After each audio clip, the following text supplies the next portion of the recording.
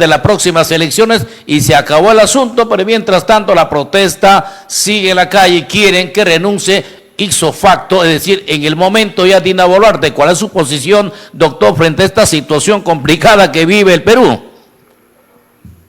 Primeramente, muy buenas tardes, gracias por la oportunidad.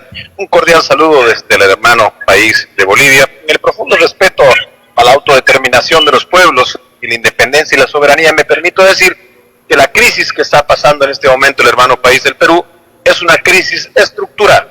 Cuando digo una crisis estructural, me refiero que tiene un sistema político, podríamos decir, agotado. Y lo que desde las calles se pide, lo que desde la profundidad del país se pide, esa asamblea constituyente que se va pidiendo a gritos, no es otra cosa que una manifestación de una refundación del país, una refundación en su estructura política, judicial, diferentes órganos, ¿verdad? Las manifestaciones del pueblo que existen están enmarcadas, por supuesto, en el derecho a la protesta.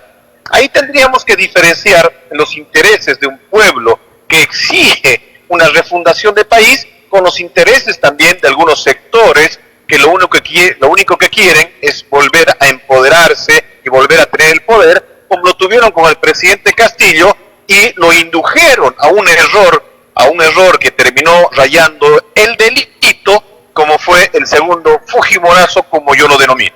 Claro, ahora hay un tema que hay que compartir, ¿no? Porque hay una frase que justamente hay que dar a conocer cuando hablas de la legalidad y la legitimidad, ¿no? ¿Qué diferencia hay en estos dos aspectos para encontrar el equilibrio de una auténtica gobernabilidad que tenga estabilidad, precisamente evitar pues estos conflictos? Entonces, en el caso de Dina Boluarte, doctor Ruiz, usted indicaba que ella tiene legitimidad, tiene toda la legalidad, pero carece de legitimidad. Entonces, ¿cómo podemos enfocar para que la población entienda también sobre esta circunstancia muy caótica que se vive aquí en el país peruano, doctor? Lo primero es llamar a la reflexión tanto a la clase política como a dar un compás a la lucha que está llevando el pueblo peruano. ¿Qué es lo que pasa? Cuando hablamos de legalidad y hablamos de legitimidad, la legalidad, por supuesto, la presidenta la tiene avalada en la Constitución política del Estado peruano. Por supuesto, esa legalidad hace que la presidenta deba defender el Estado de Derecho con el uso que la Constitución le permite. Y eso no es otra cosa que trasladado a las Fuerzas Armadas y a la policía. Eso quiere decir represión a un pueblo, ¿verdad? La legitimidad, ¿de qué te sirve estar en el gobierno?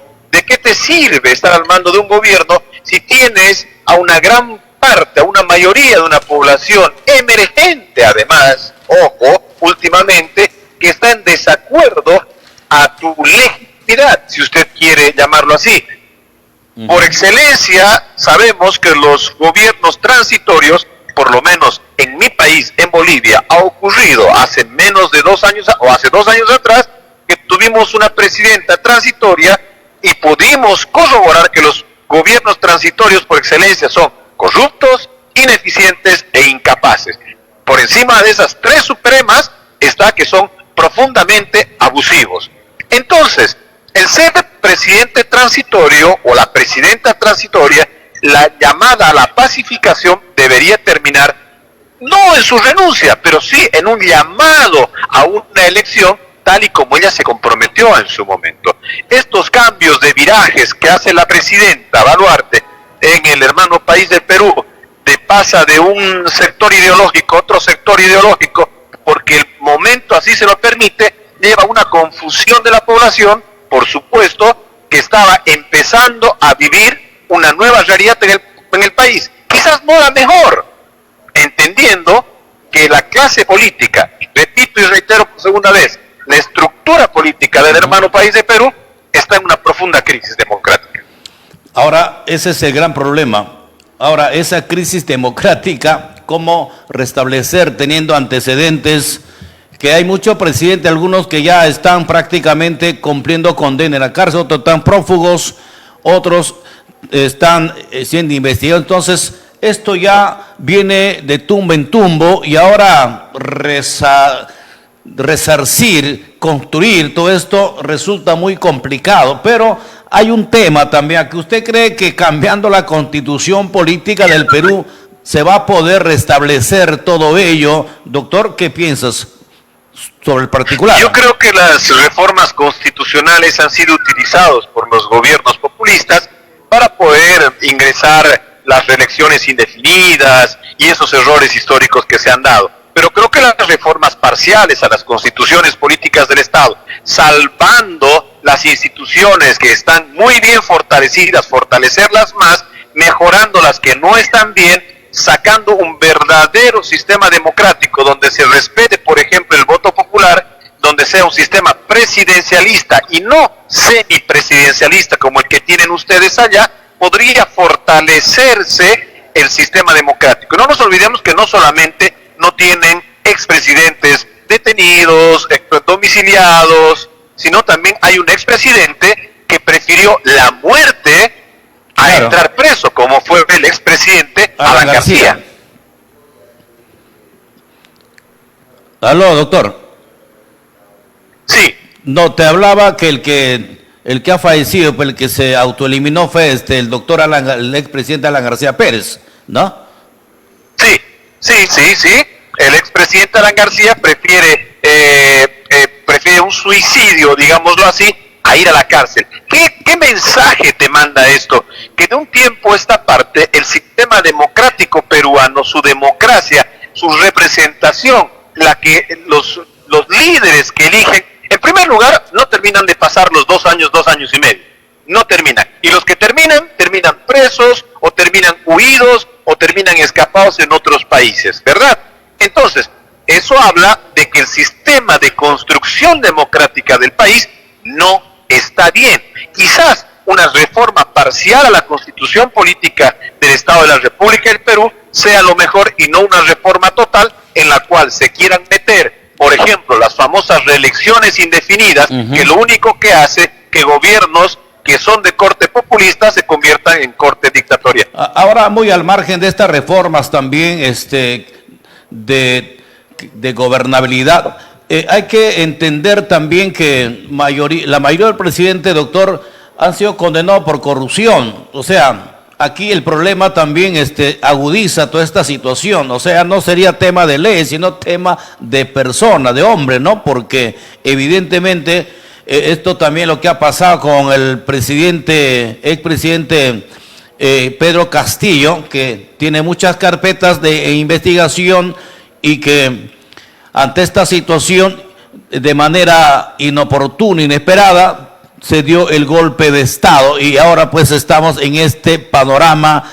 de enfrentamientos donde involucran no solamente al Perú, sino hay varios países también que están preocupados sobre esta situación, como es el caso de Bolivia, Ecuador, Chile, Argentina, México, doctor. Entonces, ¿cómo llegar pues a equilibrar todo este panorama político aquí en el Perú, doctor? Dos apreciaciones. Yo creo que el Perú puede jactarse de algo de que muy pocos países en América Latina pueden jactarse, que es un órgano judicial, un ministerio público independiente. No nos olvidemos que al momento que el presidente Castillo trata de dar el segundo Fujimorazo en el país vecino, una de las órdenes que da el expresidente Castillo es detener a la fiscal general. Ajá. Entonces, ahí vemos un hecho de que el hecho era desarmar quizás uno de los órganos más importantes y más independientes del Perú. ¿Qué quiero decir? Existen instituciones buenas como el órgano judicial, el Ministerio Público en el Perú, absolutamente, y le puedo poner la certeza que mejor que en muchos países de América Latina, si no es uno de los mejores. Ahora, por contrapartida, el órgano ejecutivo y el órgano legislativo siempre contaminado en hechos de corrupción. ¿Eso qué quiere decir? Si no tuvieses un contrapeso judicial, estos hechos de corrupción nunca se darían a conocer y nunca, y no tendríamos la cantidad de expresidentes o expolíticos denunciados, presos, algunos investigados y otros muertos, ¿verdad? Entonces, partamos y convengamos que el órgano judicial en el Perú y la justicia por lo menos sí funciona, porque a los corruptos no los deja avanzar más allá de sus peregrinas aspiraciones. Ahora, ¿qué es lo que se debería reformar? El sistema conceptual de política. Eso quiere decir que el aparato ejecutivo, los órganos que dependen de la política, están profundamente contaminados con la corrupción. Y es ahí donde el pueblo debe apuntar la transformación esencial y principal en el hermano país del Perú. Qué bien, doctor, el tiempo nos ha vencido. Muchas gracias. Tu palabra final, doctor, para todo el pueblo del Perú que te está escuchando. Desde Bolivia, un cordial saludo a nuestro hermano país del Perú. Nosotros somos muy respetuosos de la independencia de cada país. La hermandad de los pueblos, la independencia de los pueblos, las respetamos. Últimamente nos hemos sentido muy preocupados por una declaración de un parlamentario de Perú que sugería la invasión a Bolivia, entrar en un conflicto bélico. Creemos que estas opiniones desacertadas, desatinadas de ese parlamentario, como opiniones desatinadas y desacertadas de políticos de mi país, tienen que ser fuertemente censuradas por la población y por supuesto por ustedes, los medios de comunicación democráticos. Qué bien, doctor.